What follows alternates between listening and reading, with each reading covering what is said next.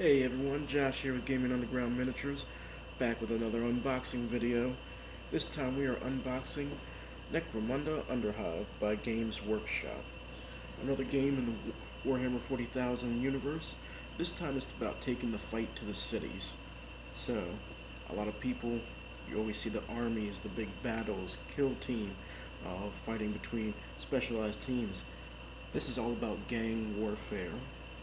So this should show off the different gangs that fight for control of drugs, money, power, all that sort of things within the political influence of Warhammer 40,000. So let's take a little look into the box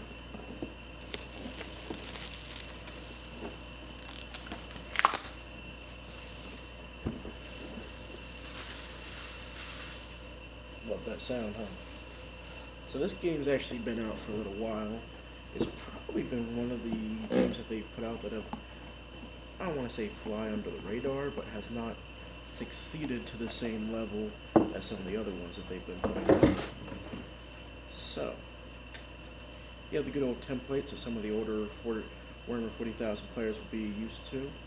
Your flame template, small blast, large blast. Let's take a look.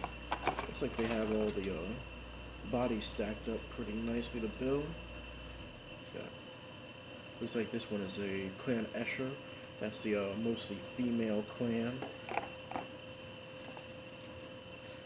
And they're kind of like punk rock chicks. And this one, yeah, I believe this one is let's figure out what their name is. The Goliath gangers.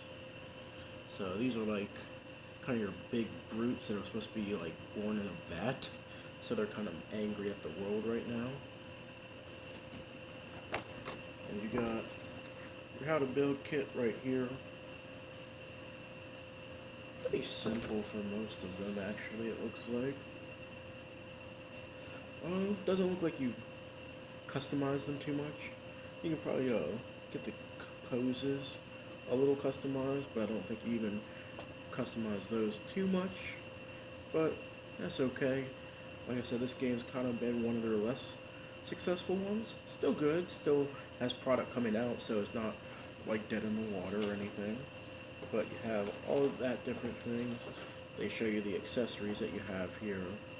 So you can kind of see the different accessories to it. You got some of their basic terrain, which is things like bulkhead doors. You have different objective tokens, in a sense, like ammo crates, boxes, stuff like that. Sewers. They got some walls. So you can kind of take a look at all of those.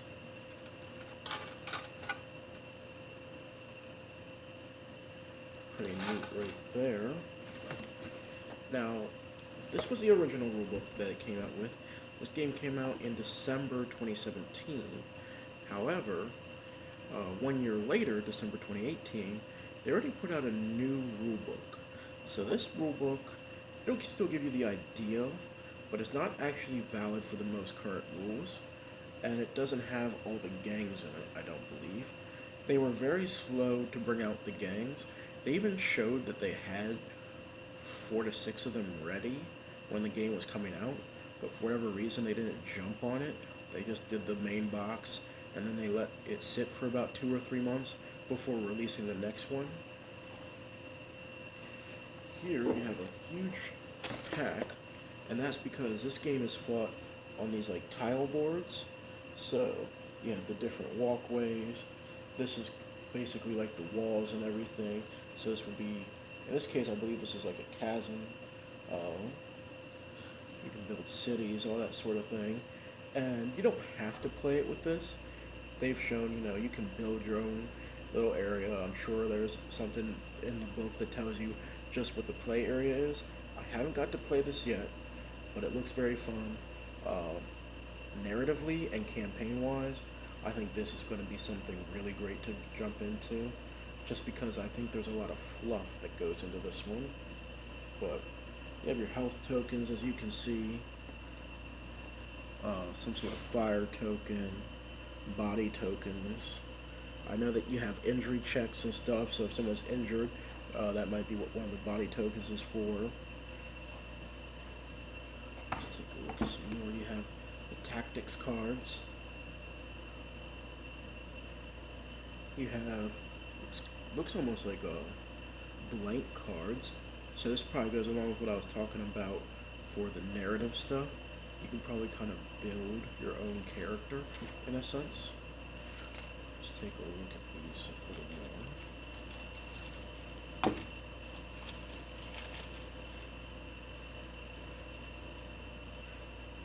Yeah, you actually get a very healthy amount, it looks like, of just blank cards that you can build. And then you have the actual cards for the characters. So you have their credits, which, if you're wargaming, you pretty much can assume that's their points. So like 110 credits, 135 credits, 215 in credits and everything. This one, you can kind of tell it's labeled leader. So you're going to know which one's the leader right off the bat. They have another thing, champion. So you're going to kind of know which one's the champion right away. And then it looks like they have I guess they're tactics cards, so like I said, I haven't played it yet. I don't know quite how it works just yet. But things like counter charge, stealthy advance, gas trap, let's go over here, group tactics, hidden. I can see they're labeled different. So some of them are gang tactics, whereas this one is Escher tactics, Goliath tactics. So there's going to be universals and then gang specific ones. So that would be pretty good. The Necromunda dice. So yeah, some generic dice, and then you have special ones. Looks like I see a broken bone, I see health, so it probably determines injury, maybe save, and how badly hurt or something you are. I know that there's a dice for ammo, because you can actually run out of ammo in this, and you have to reload, so that can be important. There's basic action, there's simple actions, normal actions, and then kind of advanced actions. Every character can do 2 actions, I know that much. So your simple actions, you can do 2 moves, you can do a move and a reload, or you can reload twice. Your basic actions, which you can only take once a turn, are you can shoot, or you can fight. And then you can do something like charge, where that's both your actions in a turn. They got their bases here. And these are like the textured bases for fighting in like cities and on ships and stuff like that. So these are pretty cool bases actually. And this box set, just to give an idea, is 125. So this was kind of before they started doing the 170 standard, but I feel 125 is appropriate for this. You get the 2 gangs. Gangs are $42 each. So that's $84 right there. You have the boards, you have the tokens, the terrain set. Now you don't use necessarily as much terrain in the version that they've put together here with the boards. Like I said, you can build a map, you can play it without the boards and just play it like you would other games, but I believe that terrain set's like 35, so you're getting at least your money's worth just in terms of that.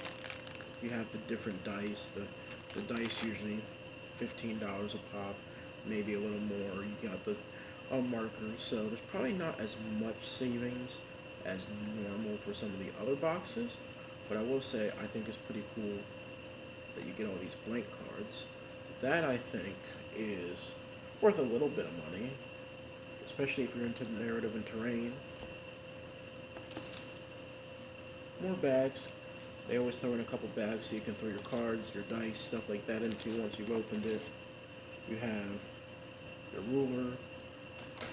And something that I thought was pretty neat was they actually showed within this box, they actually have like you you can flatten the edges, I assume, and it becomes part of your board.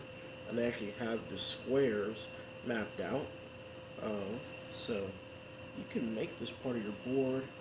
There is a doorway here, so maybe you can just go in through the door. And if you look back here, there's kind of like a bulkhead door. This side there's an open one, so the box itself actually turns into part of the board for you, which I think is pretty cool.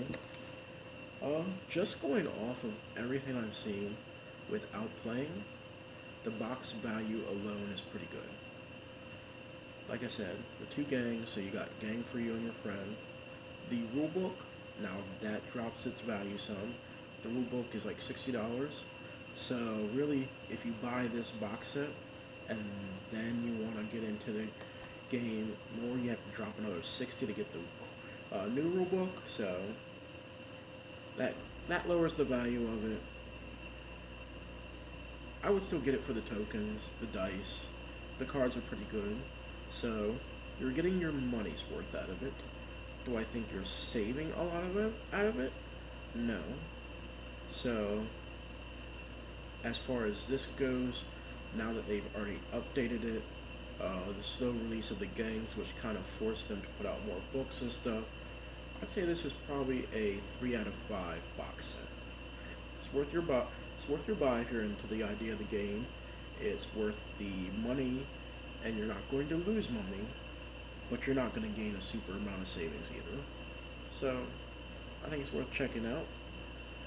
Try to get into the narrative side of Necromunda and see what you like about it. There are different gangs. You can, if you don't want to get this box set, you can just buy the rulebook. If you already have terrain, you already have terrain set up at home. You don't really need the doors, the walls, and all that. You probably have objective stuff if you have terrain, and you can just pick one or two of the gangs that you want to pick up. And at that point, you'll have about the same amount as in this. The only thing you won't have is tokens, and you won't have like the blank cards and stuff.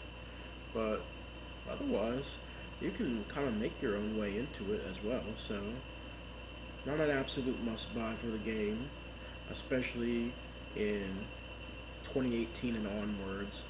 This is 2019 now, of course, but 2018 and onwards, they kind of lowered the value of this box just by putting out another rulebook so soon. But it's worth the buy, I think. You'll have fun with the game.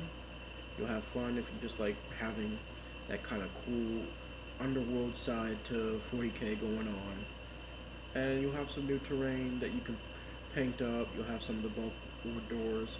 You got a pretty neat box idea here. So give it a try. See what you like about it. And I will be doing a review about this game once I've got to play it a couple of times, see how the mechanics actually work in person, and see how I like that. So look out in the future for a review video.